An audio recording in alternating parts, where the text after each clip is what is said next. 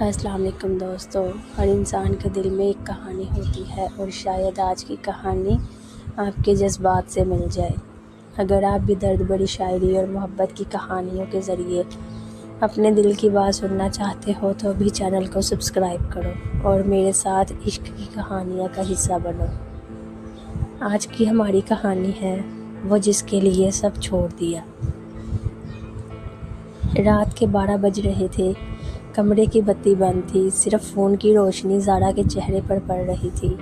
Screen پر ایک ہی نام تھا، علی، وہی علی جس سے بات کیے بغیر زارا کا دن ادھورا لگتا تھا۔ زارا ایک عام سی لڑکی تھی، نہ امیر گھرانے سے نہ شوخ مزاج، لیکن دل حد سے زیادہ نرم۔ گھر والوں کے سخت اصول، ماں کی ڈانٹ، باپ کی سختی، سب کچھ زارا کو ہمیشہ قید سا لگتا تھا۔ اور تب علی اس کی زندگی میں آیا، جیسے اندھیرے کمرے میں کوئی دیا جل گیا ہو۔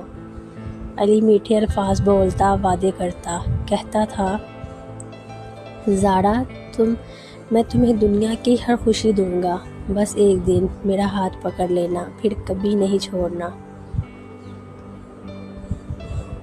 زارا دن رات اسی سپنے میں کھوئی رہتی، گھر والوں کے غصے، دنیا کا ڈر، سب کچھ بھول گئی۔ ایک دن علی نے کہا، زارا اگر واقعی مجھ سے پیار کرتی ہو تو میرے ساتھ چلو، یہ دنیا، یہ لوگ تمہیں کبھی خوش نہیں رہنے دیں گے۔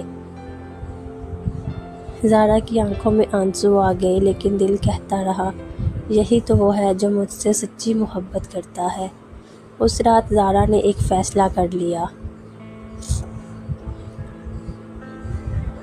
اس نے اپنے باپ کے کمرے سے تھوڑے سے پیسے، ماں کے زیور اور اپنا شناختی کارڈ لے لیا، فون بند کیا اور خاموشی سے گھر سے نکل گئی۔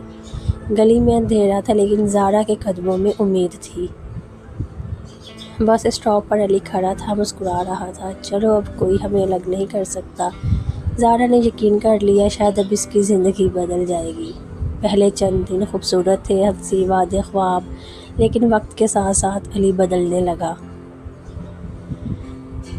پہلے اس نے کہا، زارا پیسے ختم ہو رہے ہیں، کچھ زیور بیچ دیتے ہیں، بعد میں لے لیں گے۔ زارا نے خاموشی سے ہاں کر دی۔ پھر وہ کہنے لگا، یار میں باہر دوستوں سے ملنے جا رہا ہوں، رات دیر سے آؤں گا۔